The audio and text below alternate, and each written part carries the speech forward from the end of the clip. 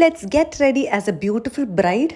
എന്തു പറയുന്നു? Since childhood എനിക്ക് എന്തൊരു പരിപാടിക്ക് സാരി ഉടുക്കണമെങ്കിലും എൻ്റെ അമ്മയാണ് എപ്പോഴും എനിക്ക് സാരി ഉടുത്ത് തരാറുള്ളത്. എൻ്റെ ഓർമ്മയിൽ ഞാൻ ഏറ്റവും ആദ്യം സാരി ഉടുക്കുന്നത് 9th പഠിക്കുമ്പം നമ്മുടെ ഓണം സെലിബ്രേഷനാണ്. അതൊരു ഹാഫ് സാരി ആയിരുന്നു കേട്ടോ. അന്നത്തെ എൻ്റെ എക്സൈറ്റ്മെന്റ് എനിക്ക് ഇപ്പോഴും ഓർമ്മയുണ്ട്. കാരണം എൻ്റെ അമ്മ നല്ല അടിപൊളിയായിട്ടാണ് ഒരുക്കി വിട്ടത്. പിന്നെ 10th ഫെയർവെല്ലും ഓണം സെലിബ്രേഷൻസിനും എല്ലാം അമ്മയാണ് എനിക്ക് സാരി ഉടുപ്പിച്ച് തന്നുകൊണ്ടിരുന്നത്. അപ്പൊ ഇന്ന് ഈ എലഗൻ ഗ്രീൻ സാരിയാണ് നമ്മൾ ചൂസ് ചെയ്തേക്കുന്നത്. ആൻഡ് ഇത് അമ്മയുടെ സാരിയാണ്.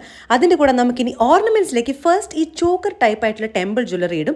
അതിൻ്റെ കൂടെ തന്നെ കുറച്ച് ലോങ് ആയിട്ടുള്ള ടെമ്പിൾ ജ്വല്ലറിയും കൂടെ നമ്മൾ ഇടും. ഇത് രണ്ടും എൻ്റെ സ്വന്തം ബ്രാൻഡായ DNS ജ്വൽസിൻ്റെ ജ്വല്ലറിയാണ് കേട്ടോ.